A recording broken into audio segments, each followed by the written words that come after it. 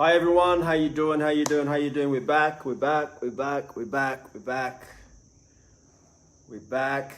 Today's topic for Lose Your Mind, the Tribe, and for everyone else that's tuning in is about freedom is not free, and it's a really incredible topic right now to talk about.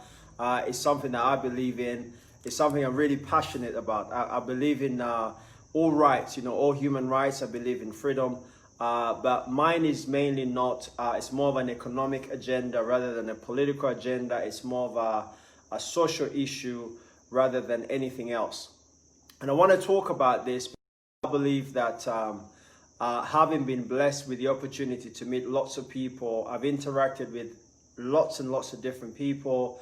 I've traveled in so many different parts of the world, and I've experienced things. I've experienced a lot of beautiful things. I've experienced some wonderful things, weird things, some very beautiful things, some ugly things. I've experienced a lot of things. Being able to interact with different cultures, different communities, and also people of different orientation.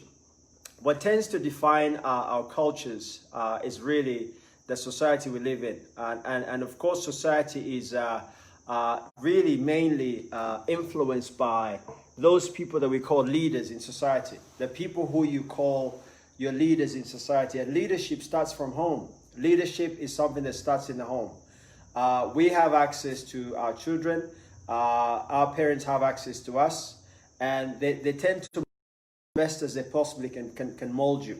What tends to happen though is because of the limited exposure. So you grow up in this little cocoon. So we're cocooned in a box. Sorry, let me close this door because I don't want to be interrupted. Yeah, my security guys make noises in the night. So we're cocooned in this environment, and we grow up understanding things limited to the exposure that we've had. We understand things to the degree to which we've been exposed. What I want to talk about is the context of Africa and then the context of the West, or some of these countries that we call, developed worlds, or, emerging markets. Africa is referred to as, right now, we're the sort of, with the place where everybody's converging. People want to come to Africa, so it's a fantastic opportunity for us, but also it's probably one of the most misunderstood concepts right now.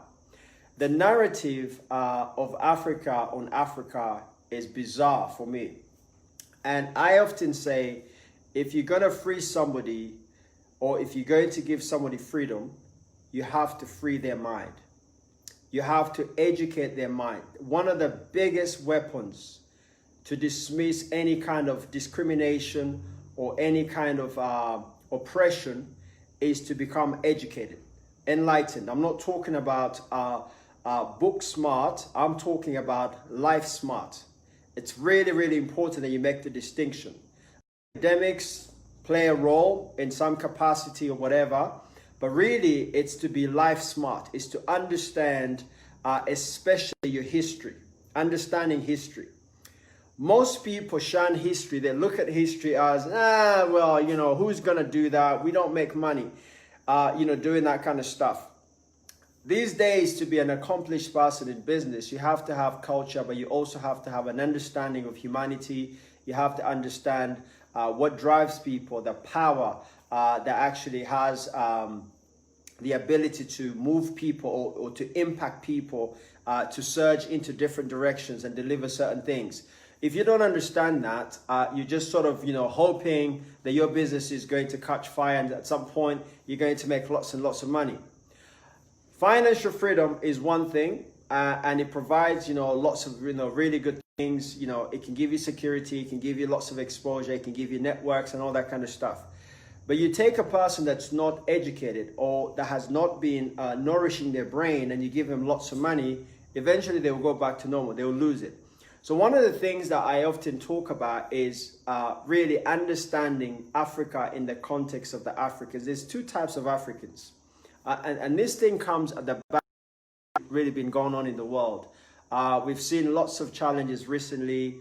We've seen, the scourge of the pandemic that's swept the world in so many places. We're seeing what's going on in America, what's going on in the rest of Europe. Today I watched the video. It was actually very emotional for me, and usually I'm very upbeat and I talk about this. I watched the video and there were millions of people marching all over the world and they were doing the knee. And when I watched the video, I realized change is here. Change is not imminent, change is here. And I often say, and the guys who know me, you know me, I talk about this all the time. Nothing can stop, a process or something whose time has come. If the time has come, change has come. And I'm telling you, change is here, but it can only happen, it can only take foot, it can only grab a hold of what's going on in society if people embrace the change. So I want to talk about the attitude of an African to Africa. And there's two types of Africans. There's the Africans in the diaspora and there's the Africans in Africa. Now, one of the things that's really amazing, this amazes me. There are people that I've met, and I've encountered lots of people in the diaspora. I've met people in all kinds of different places, from different backgrounds, from different parts of Africa. Nigerians in West Africa, Ghanaians. I've met people from East Africa. I've met people from the North. I've met lots of different people. Listen, for most people, most Africans who live in the diaspora, and this is not to generalize, a lot of them have a really bad perception of Africa. They think Africa is still the old Africa, the second cousin. They go, you live in where? And I go, I live in Uganda, I do business in Kenya, I do business in Rwanda. They go, why? Why? Why do you live in Africa? The best place to be as an African right now in this time, is Africa. I don't understand why people don't educate themselves about the opportunities that are available in Africa. Only in Africa can you own property the way we own property. And I'm not talking about lease, I'm talking about paid for, completed. You own the land, the property that sits on that land. Only in Africa do you own the vehicles that you drive. You actually own them. They're paid for. Only in Africa do we see people building businesses from scratch, and they start from day one. Within 5 years, they made $5, $6, $7, $10 million. Only in Africa can you come in and build an organization that will make you $1 billion in 10 years. Only in Africa, right now. But we have folks in the diaspora who felt like they had escaped the worst punishment of being African, living in Africa. And unfortunately, because they are not informed, I started this conversation by saying we only can perform to the degree to which we understand something. We only can perform to the degree to which we understand something. So when people misunderstand something or they don't have enough information about something, they act in that limited manner. So we have folks that left Africa 20 years ago. They went to the US, they went to the UK, and they never came back. They never, ever, ever came back. When you meet them, you can hardly tell they're African. You're like, are you African? They go, yeah, man, I'm African. And you go, wow, you don't really sound African. Yeah. And it's normal. It's okay. The thing is that the change of your patois or your accent or the way you articulate words in the English language should not really intoxicate the change of culture or how you understand the opportunities that are prevalent in your motherland. The change of your clothing, the change of your currency. If you're holding a dollar bill and somebody's holding a shilling or somebody's holding something else that's from a different African country, naira, whatever, it doesn't mean because perhaps, exchange rates deceive you to think I'm richer than you. I have $100, but hold on, this guy has 5 million. You have $100. Because we're not really that clued up. When you live in the diaspora, you think, is that a lot of money? Like, I probably have more money than this guy. I go, how much do you have? They go, I got $1,000. And I go, but this dude has 5 mil. If you're in Uganda, 5 million is more than $1,000. But if you're an American Ugandan, you probably think you're richer.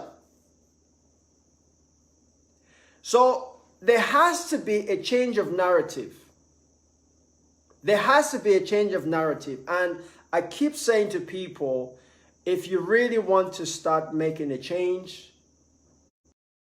about Africa, about being African, about being an ambassador for what you're trying to push, the agenda for Africa being the top continent in the world, come home. Come home. Come home. Come home. Bring the clothes, bring the accent, bring everything. Come home and bring the brains with you. Because a lot of people are stuck. They left ages ago, years ago. They live in the UK, they live in Sweden, they live in, they live in all kinds of different places, and they've married there, they've built places, they've got kids, they own a home, they have a mortgage and stuff like that, and they still shun Africa. Africa is a second cousin. Come home, man. Come home. You've been away for too long. You forgot what it looks like. You forgot what it feels like. You forgot about building something. You're focusing on maintenance. You see, these folks who have left, they've gone away and they've studied and they've been trained in management. They've been trained on how to manage things. So, there's a faculty, there's an institution, there's an establishment that has a business there for 20, 50, 100 years. And this guy lives, their native land. At 18, they go and study, they get a degree, and they graduate, they get a master's degree, and they stay there. And they start to manage the facility that's been there for 100 years for Mr. Brown. So they're improving and, doing maintenance work for something that's already prevalent. If you want to know something about building something with the skills that you have, come home. Come home. You see, the brutality that's going on, and I'm not saying this, that every black person should come back to Africa. There are brown Africans, even white Africans.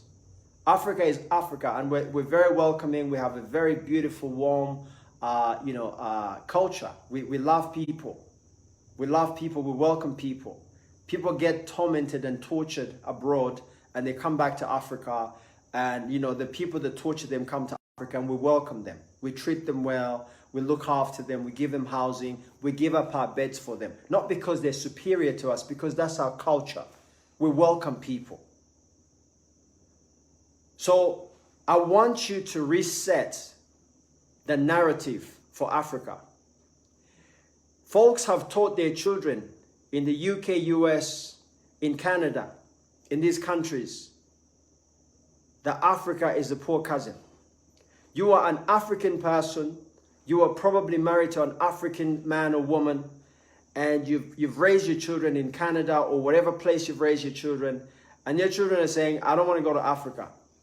Man, I don't want to go there. The mosquitoes, the place smells. It's not great. There's so much dust. I don't like that place, man. I just like being here. I'm Canadian. I'm American. I'm British, mate. You get me? I live here. I was born here and all that, yeah? Okay, you were born there. But we need to start educating our kids. We need to start educating people about their heritage. And this is why I'm saying the absence of knowledge of your history becomes the void that you inherit in understanding your heritage. The absence of understanding or acquiring knowledge about your history breeds the void that actually is prevalent in every African community around the world. You see, when I see a black man being knelt on for 9 minutes, being suffocated to death on the street, I see a country, a continent, I see America scared of Africa. I see that man, and I see the map of Africa. When I see his face, I see the map of Africa. I said, that's the West trying to suffocate Africa. They're not brutalizing the individuals per se, brutalizing the collective. And because a lot of Africans are bought into this notion that Africa is a second poorer cousin to the West, they become perpetrators of this narrative. So we teach it to our children, we preach about it in churches that we go to, we laugh about it in conversation. We say, I was in Nigeria, man. Like this guy, you know, and we laugh, we mock our own continent. Come home. Come home. If you're a civil engineer, come build here. If you're a doctor, come doctor here. If you're a lawyer, come form policies here. Come home. Come home, because the thing is, you know, that this brutality thing that we talk about, it's not really so much of and I'll tell you this, it's not so much of it's a racial thing, racial driven thing, and I believe that. I've seen it, I've experienced some degree of racism in my life, in the places I've traveled in so many different countries. But racism, the root of racism is ignorance. It's ignorance on the part of the recipient and the donor. Both. And I'm telling you this, it's like the bully to the bullied, you know. And when I talk about this, I'm not popular. I don't care. I don't even want to be popular. But we need to be very careful. We need to be careful what we say, because you are so passionate about your Africanism. You know, I'm a British black. I'm American. I'm an African American. I'm Afro-Caribbean. They say Afro-Caribbean. They're passionate about, you know, the Africanism, until we start to, in our own community, start to talk about Africa. And when they see you and you say, you just came from Africa, even the kids in school, they go, she's African, man, she just came last week. We've got to change the narrative. If we're going to heal people and we're going to heal Africa, yes, the riots are important, the demonstrations are important and all that. Hopefully it's a peaceful demonstration. But come home. Come home. Come home. I saw people crying, man. I cried for some of these videos. I was like, man, I was devastated. And then there's the Africa that lives in Africa. The Africans in Africa are trying to escape Africa. They want to leave. They go, if I can just get a visa, if you can put me in any other country and I can send a text to people and say, I'm in Romania, I'm good. So guess what? Your cousins, your brothers, your sisters, they start saying, where are you, man? You go, I'm in Romania. You go, man, lucky you. You must be doing better than we're doing because you're in Romania. You don't even know what's going on in Romania. You don't know what's going on in Poland. So it really baffles me. Like, listen, man, as Africans in Africa, we have also got to change the narrative. One is we have to be a bit more proud of our heritage, of our continent. We have to do more things to create more in Africa.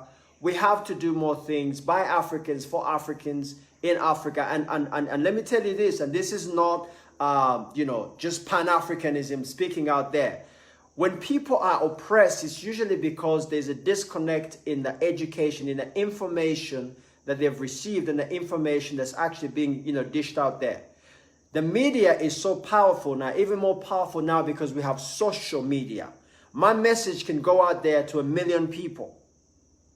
This message here can be viewed by 1 million people.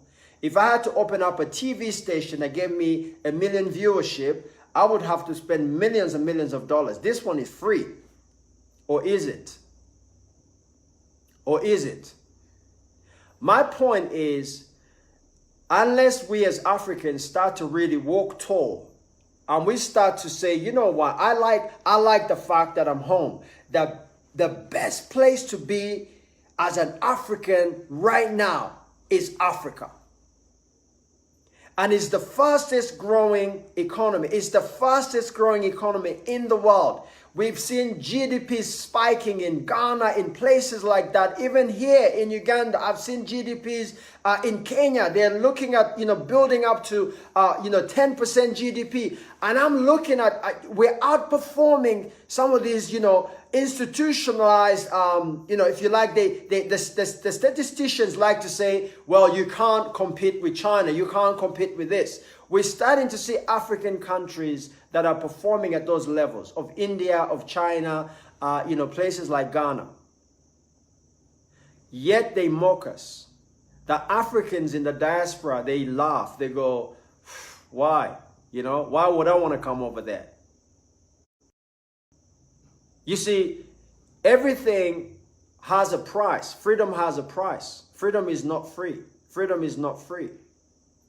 So I want to really call out some of you guys who are in Africa, who are trying to leave, who are trying to find a way to leave. Yeah, you can go. You can go and come back. You can go and build something and bring it back home. The view to say, I'm going to go and do something and bring it back home. But here's the thing. To go to the UK or United States and get stuck there because you're too embarrassed to come back home to Africa because you don't want to be stung by a mosquito, it's not ludicrous, it's pathetic. So we're experiencing a lot of change right now in the world. And I'm telling you this now. I'm not speaking as an authority. I'm speaking as a human being. And I have a bit of exposure. I've met a few people. I've traveled. I've read a few books to understand that, look, you need to come home, your business in Africa. This reparation that we're looking for from our former slave masters, and with this neo-colonialism that's now embedded in our financial institutions, because now the power is with the money people. The people that hold the power are the people that hold the money, right? So they're driving, whatever agendas they're driving, and I don't want to go into that talk. That's a completely different conversation. Do your own research. What I'm really, really baffled about is whenever I'm coming from Dubai and I'm coming back to Kenya or to another African country, I'm going to Tanzania, it's amazing. The planes are packed of foreigners. They are full of Indians, Chinese, Japanese, Americans, Caucasian people from all over the world, different parts of the world.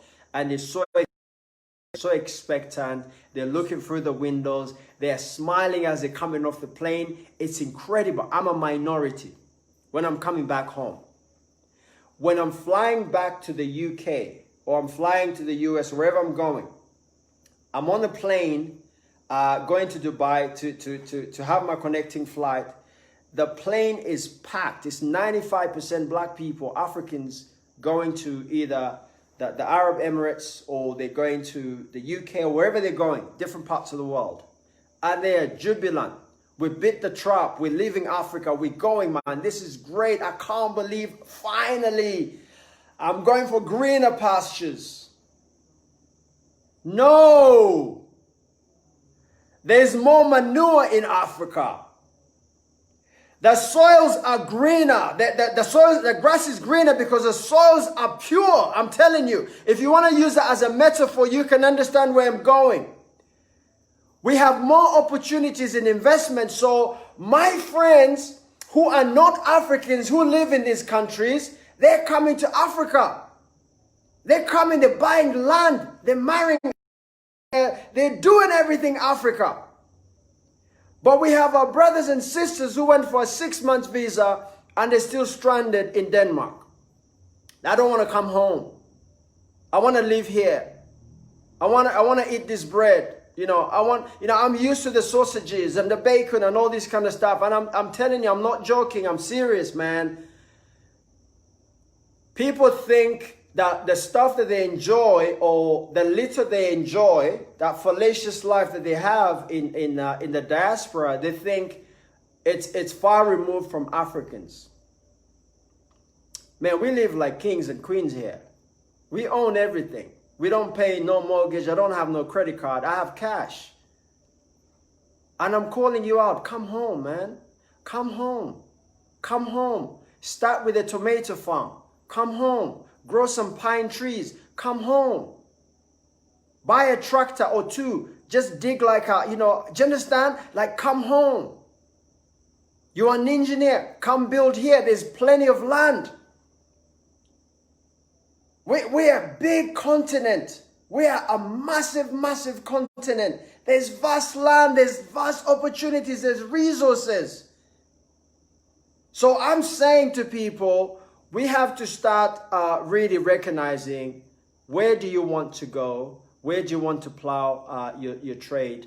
And I'm not saying because you're African, you need to live wherever you are. If you're set up in whichever country and you live there and this is where you think you should be, then that's your business. I'm not really here to say that, I have all the answers. But what I'm saying to you is, I've lived in both, situations, and I still do. I have, properties in these different countries. But let me tell you something. What you can do here in Africa in 5 years, it would take you about 20 years in the West. And you may never see it. These are liberal markets where you can bring your genius ideas and you can really change lives, and you can change your own life. You will be amazed. Within 12 months, you'll be in a very different place. You will start to have ideas. It's in the air, man. Like, the air just motivates me. I get crazy ideas just being outside. The air is not that polluted. So, man, I feel great. The food is organic. Everything is beautiful. Everything is beautiful. But let me tell you, the oppression that a lot of our brothers and sisters are facing abroad, or in these different countries where they've taken residence or they become domiciles of these countries, or they're 10 generations, 20 generations, and they claim ownership of those places. I'm telling you, you would be astounded if you just took a trip. I don't care if, you're the 10th generation in the US. Come home. You came from Africa, because all black people came from Africa. There are Indians that are black. They live in the northern part of India. They are from Africa. Come home. And come home. I'm telling you, there's no better place to be as an African than Africa. And let me tell you what's going to happen.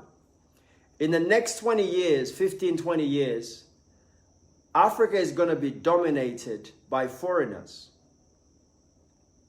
And what's really painful for me to watch is people think that because somebody came in as a foreigner, even I experienced that, because I sound apparently a little bit different than most people.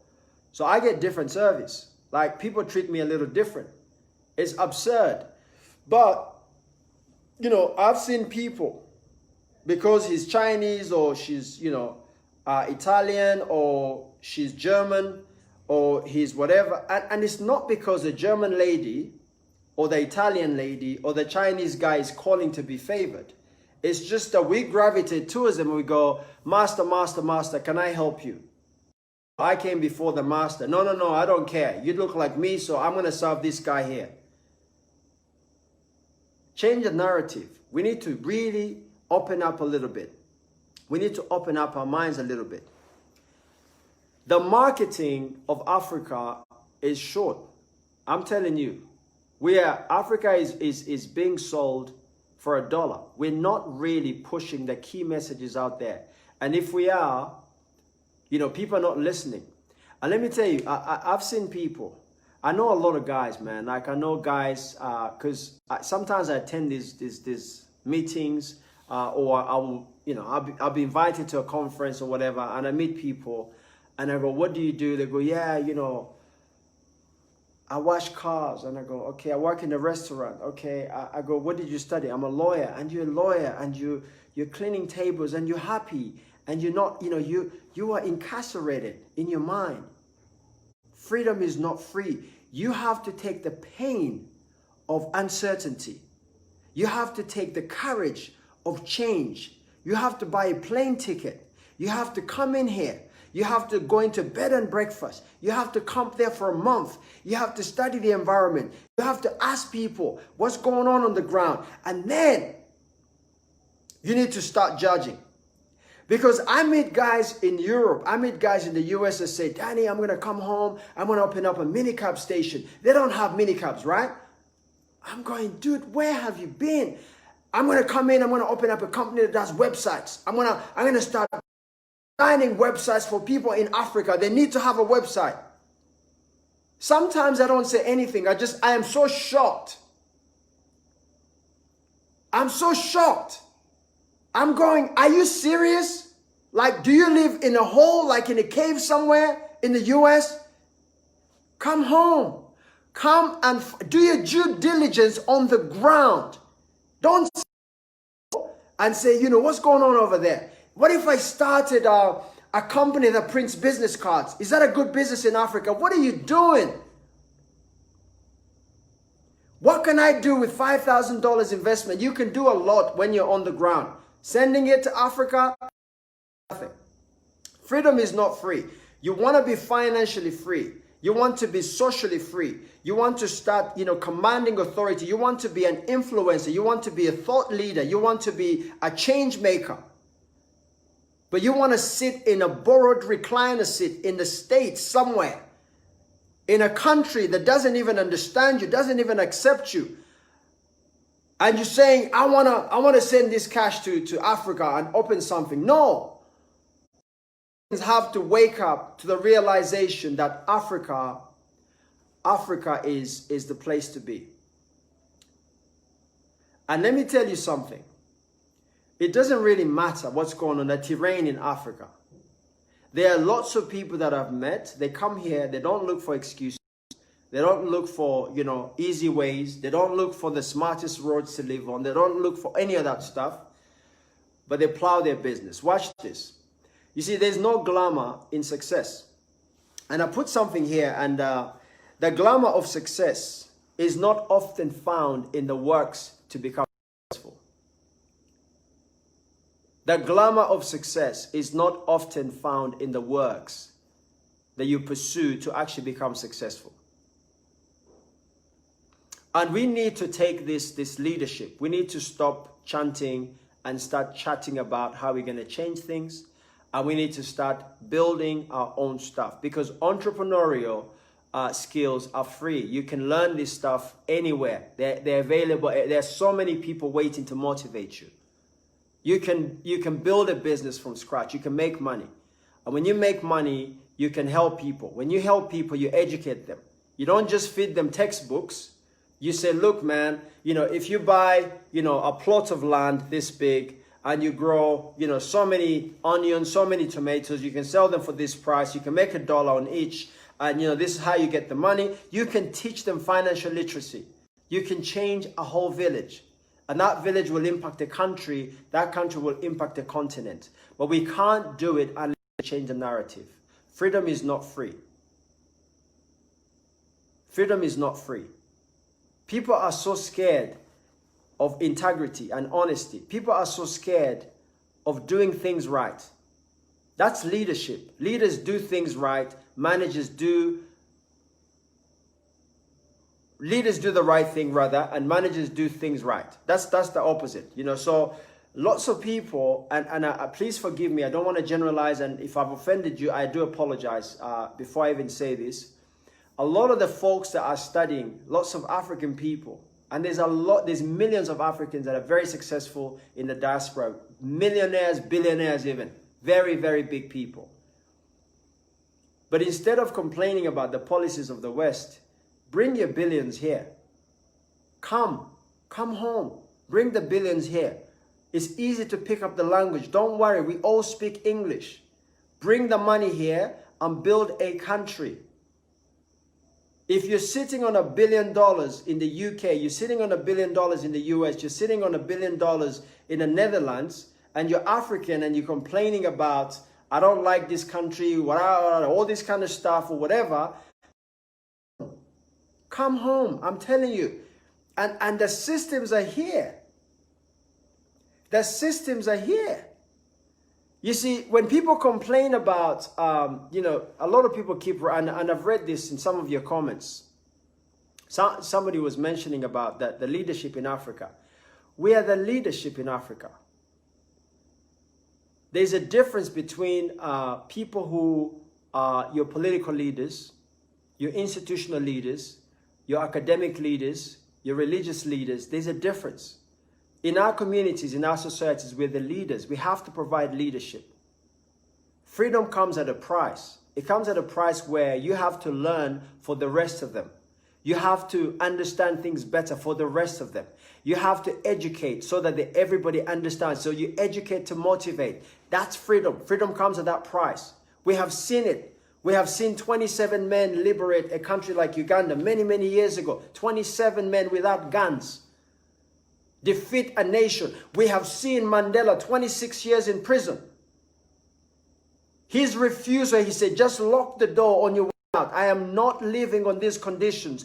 I will stay here until the conditions change, and I will come out and I will liberate my people. It was so tragic to watch apartheid, you know, prevailing in South Africa. It was so tragic. But this same concept is littered all over Africa in different versions. But now, the white people in America, or I'm not saying all of them, because a lot of my friends are white in America. A lot of my friends are white in Britain. They're good people. They're very good people. A lot of white folks have been branded racist because they look white. So when black folks who don't know anything about what's going on, when they see a white person, they say, that's a racist person. White folks that don't know nothing about black people, black culture, when they see a black person, they go, whoa, whoa, whoa, whoa, that's a criminal. It's in between the two. That's ignorance. It's ignorance. The only way we can defeat that is educate ourselves, and history has a part to play.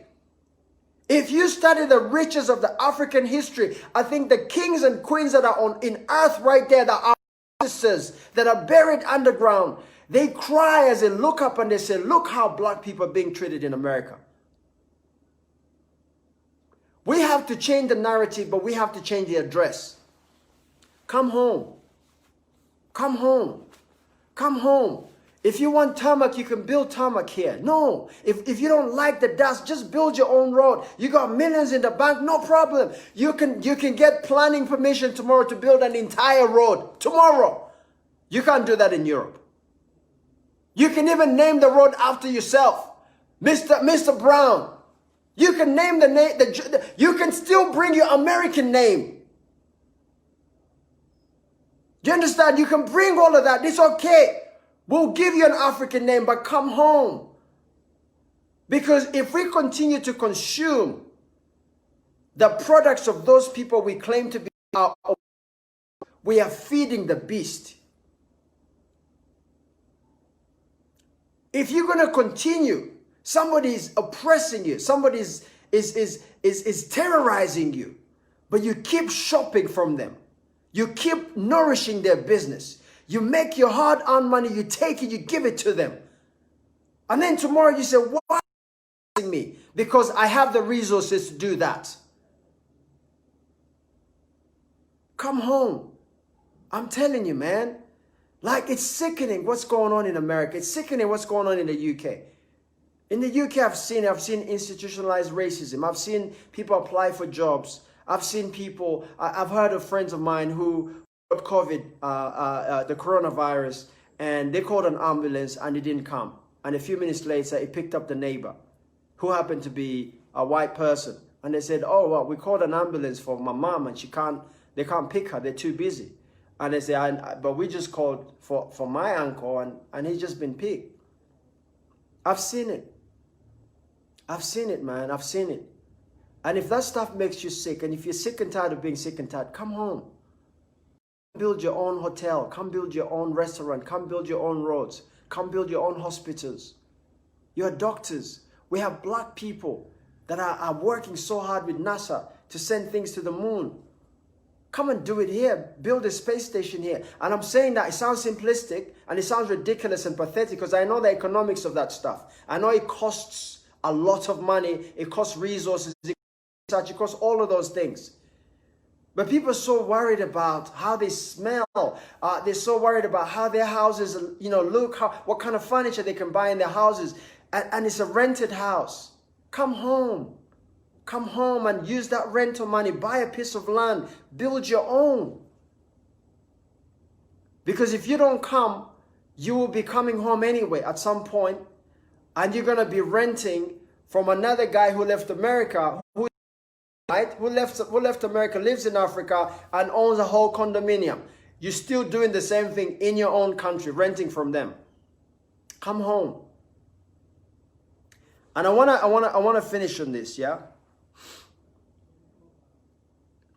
I'm really disgusted by the concept of discrimination, any sort of discrimination. I don't like it. I think, human beings, we should have the freedom to exercise our God-given right as long as we are obeying the law and, we're acting according to the law. We're not breaking any laws. We should have the freedom to express ourselves. We should have the freedom to, wherever we want to go, hang out with whoever we want to hang out with, as long as we're respecting the law, because the law is there to protect all of us. And I commend, I have lots of people, friends of mine that are police officers in different parts of the world, and they're good people, fantastic people. But I also know that I've been subjected to some of that oppression in some, to some degree. And I don't want to talk about this on camera. But the thing is, though, when I say to people, come home, I'm not saying that you have no right to live where you live, or you have no right to do your business over there. What I'm saying to you is, at some point, you need to say, is this the life that I want for the next 3 generations after me? And if it's not, then make the sacrifice. You may not have, listen, I don't even know, man. Like, some dude asked me, do they have cereal in Uganda? Because I like my cereal. So if I come to Uganda, how am I going to get my cereal? I'm going, are you kidding me? I'm telling you, man. When people come here and they see a Mars bar in the shop, they panic. They go, there's a Mars bar. There's Bounty chocolate in the shop.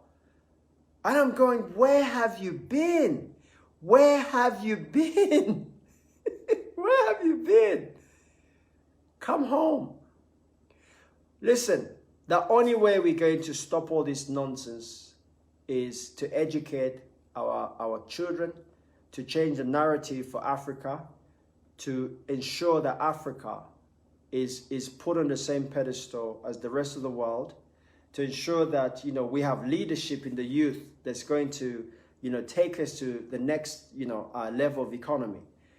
That we actually start to produce Africa. We have everything. We have all these herbs. We can make medicine. We have, stones, precious stones. We can do all sorts of things, man. We can build our rail tracks. We have the material. We have everything. Everything is here. Everything here is here. People is saying Gamboru Chiga. Darugamba Konga Tibara Gwetejeres. I'm speaking the borrowed tongue where, it's a universal language. I'm not precious about that. I'm not even, listen, the kids will learn that, and the language has a lot of influence in educating people to understand their heritage and their, how to behave in society, but also it has an impact on them.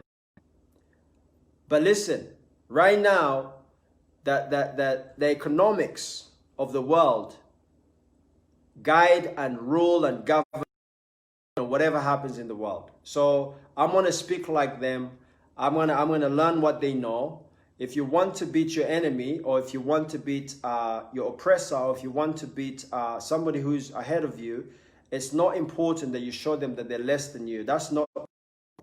Just outwork them. Outwork them. Just, acquire more wisdom than them. Acquire more knowledge of your surroundings than they do. Once you're in my habitat, once you're in my habitat, then I will guide you according to my habitat.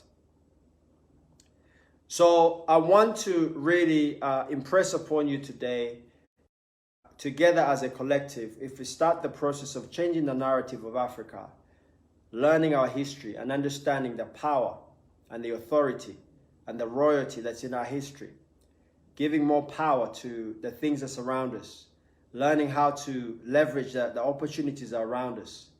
If we start to talk to people, those people that come, from Europe, or they come from the US, and I think now they're starting to realize, they go, look, man, I'm not getting enough. Guys used to come here and they used to be worshipped, but now people kind of go and say, dude, man, you live in Europe, man, you must be struggling. Because Africans are, doing, I'm telling you, guys here, people here own everything. Guys own their buildings, they own the business and the building. Do you understand? And they own everything. It's 100% ownership. They own the brand new Range Rovers that they drive. They don't lease them. They're not on, there's no loans or none of that stuff, man. People, when they see you with a credit card, they go, what's wrong with you, man? Are you that poor? You have a credit card. And people brag about having credit cards in the West. It's like, are you mad? A credit card. You are broke in the bank and you're carrying a credit card of $10,000. What's going on with that? That's just ignorance. That's what I'm saying to you. So we've got to start to realize that in order for things to change, we have to start consuming our own stuff. We have to start doing things here. We have to start building here. And let me tell you something. Cleo said she's moving to Africa. Come, you'll love it. There is absolutely no reason why everybody should not be scampering to come to Africa as an African. You're African American, you're African first before you're American. Come. You're British American, or British African, sorry. Afro-British, I don't know what they call them now, I'm African British, I'm British African, or whatever. You are African before you're British. Come home. You can still be British and African. You can still be American and African. You live in Scandinavian countries. Come home. You can retain the green passport, whatever they give you. That's okay. But just bring your knowledge here. Bring your money here. Bring your investments here. Come home. Come home. Everything is here. But we need your brains. We need. So once we build this incredible Africa, then the whole world has to marvel. Because you see, when we don't have resources, we're weak. When we build our own resources, we are strong. We have a voice. We have an opportunity. We have control of our own country, our own continent, our own heritage, our own culture, our own children. We have control of our future. But if we have no resources, if you weaken a man's stomach, if you don't feed a man, he begs you for his life, so you control him. Listen, if you allow a man to feed as you oppress him, they will find a way to break out. I finish on this, and I say this to a lot of people before. Slavery was not as much about color as it was about ignorance. It was about ignorance. People didn't really understand what was going on. Because you still drive through some parts of Africa, some villages, people touch your car and they touch you. And I can imagine back in the days, there was nothing. So all you had to come with some trinkets, and you give a man some trinkets and they give you a whole, wheelbarrow full of diamonds. So those who knew the value, they had the upper hand. They took the diamond, they sold it, they came back, they bought the entire village. Then they dominated us because we were ignorant. And then the leaders of those days, they started selling us to people who then became our slave masters. There were blacks who were involved in slave trade, lots of blacks. Whites didn't buy from whites. From the source, the supplier was a black man selling a black man. This is history. It's there. It's written. There had to be the incumbent who owned the right to sell that person. So I want you to be very careful. And some of you, out of ignorance, you may be upset when you hear this message. But do your research. Do your research.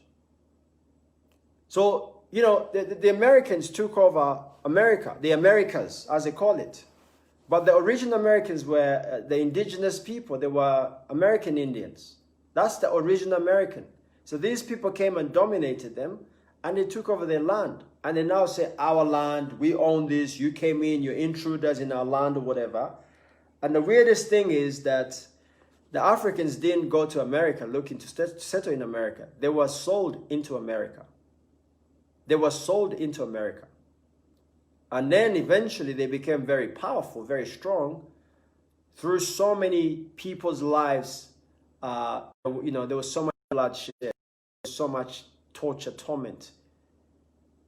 They sit on shoulders of men and women who suffered. They were hosed down. They were chained. They were put into cages. They were fed to lions. The gladiators in the Colosseum in Italy, they used to bring Africans caged. And they would bring lions caged. And they would fight man against beast. That's the struggle. Freedom is not free. These people went through horrific things for you to wear that suit and walk down the street as a black man in these countries. But I don't call that freedom. Freedom is understanding what these people did. They came to Africa, they got the resources, they took him to England, they took him to the US, they took him wherever they took him, they built something over there. So if you now have the knowledge, the resources, the understanding, gather those things, carry them home, just like they did, because you're saying you want freedom. Come to Africa. This is freedom. The only way emancipate yourself to slavery. That's what the man said. That's what he said. None but ourselves can free our mind. I've no fear for atomic energy, 'cause none of them can stop the time. That's what the man said. Listen to those lyrics. Duty and a responsibility, if you're watching this, as an African, you can put whatever after that. The adjective, African American, African British, African Swedish, African Danish. You're African. Come home. Come home. Come home. There are lots of people that will welcome you. We are warm here. Even if you have nowhere to sleep, you will not sleep in a hotel on the street. Come home. Come home. There's no homelessness in Africa. Even if we have slums, people sleep in the slums, but they sleep in their slum. You go to Europe, man, the amount of people that sleep on the streets is incredible. Shopping malls, the doors to the shopping malls, you know, police centers, you know, there's people are just lying there in their bags. Black people, come home. Come home. Because that's not freedom. That's not freedom. That's feeding the beast. You're feeding the same thing that you're actually complaining about. Do I condone brutality? Do I condone? I feel sorry for this family. I cried when I saw that man. I have not recovered from seeing George Floyd being tortured the way he was tortured. You know, Aubrey, I can go on. There's lots of people to see that the stuff that's going on. It is heart-wrenching. It's so devastating. It's a human being.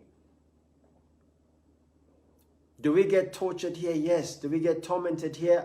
I'm not saying police. I'm just saying we all have our problems. There's no city in the world that doesn't have thieves and, you know, criminals and corrupt people in the world. People say Africa is corrupt. Have you seen the corrupt nature of the West? You have no idea. It is systematic. It's just, it's incredible how organized it is. They call it systemic racism and systemic this, systemic that. These things are organized. And when you're organized, you're lethal, you're dangerous.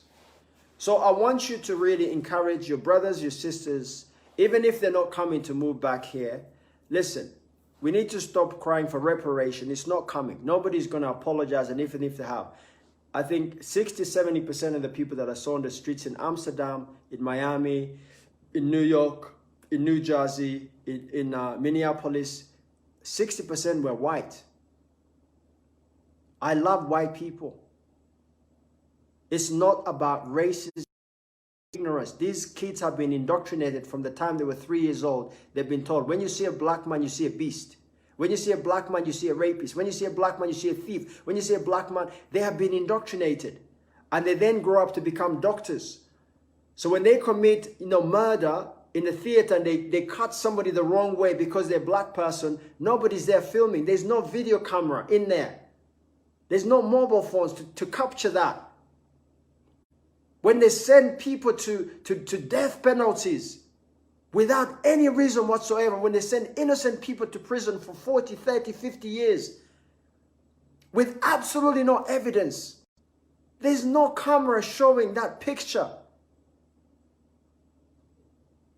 These things are happening, but it's not just happening to one particular color. It's within our community. We discriminate against each other. We discriminate black on black, white on white, white on black, brown on black, brown on, black on brown. It's there.